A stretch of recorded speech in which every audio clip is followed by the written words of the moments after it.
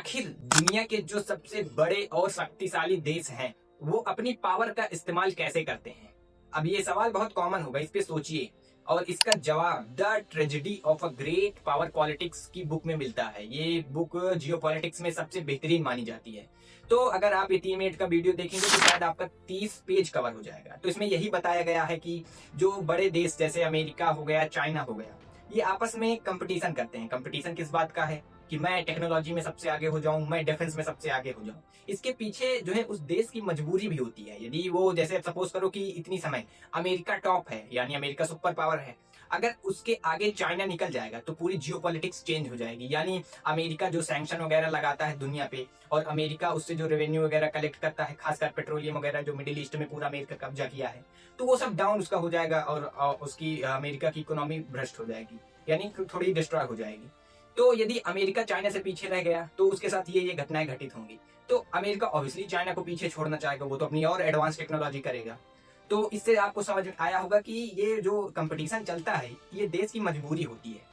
अगर कोई देश बहुत शक्तिशाली हो जाता है तो वो अपनी शक्तियों को दो तरीके से इस्तेमाल करता है। पहला वार, लेकिन आप कहेंगे वार तो मतलब अगर कोई दो कंट्री लड़ते हैं तो दोनों कंट्री का नुकसान होता है, लेकिन आप गलत हैं। अगर युद्ध को सही तरीके से लड़ा जाए तो वो एक कंट्री के हित में होता है। अब एग्जांपल के तौर पे आप अमेरिका को ले लीजिए। अमेरिका जो भी वार में उलझा है, यानी अभी अमेरिका ईरान के साथ वार कर रहा है, आपको लगता होगा कि अमेरिका है डिस्ट्रॉय हो गया, अमेरिका को नुकसान हो गया। अमेरिका बहुत आगे की सोचता है, उसके चक्कर में मत पड़िए। उसके पीछे जियोपॉलिटिक्स ईरान वार की बहुत लंबी है, किसी अदर वीडियो में बात करेंगे।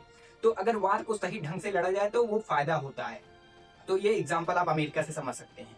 और दूसरा जो इसमें बताया गया है कि दूसरी तरीका ये है अपनी पावर का इस्तेमाल करने के लिए धमकी। अब मैं वैसा कैजुअल वर्ड में बता रहा हूँ। अब सपोज करो कि अमेरिका इतनी समय भी जो प्रेजेंट जियोपॉलिटिक्स इक्वेशन है, चाइना और इंडिया को खासकर टारगेट में लेके 100% की धमकी दिया है कि मैं 100% का टैरिफ लगा दूंगा अगर रसिया से कोई ऑयल खरीदा। अब सपोज करो कि नेपाल भारत से ये बात कहे कि अगर आप रसिया का ऑयल खरीदेंगे हम 100% का टैरिफ लगाएंगे, तो आप किससे डरेंगे, अमेरिका से कि नेपाल से? तो आपको शायद पता होगा कि पावर का क्या मतलब होता है।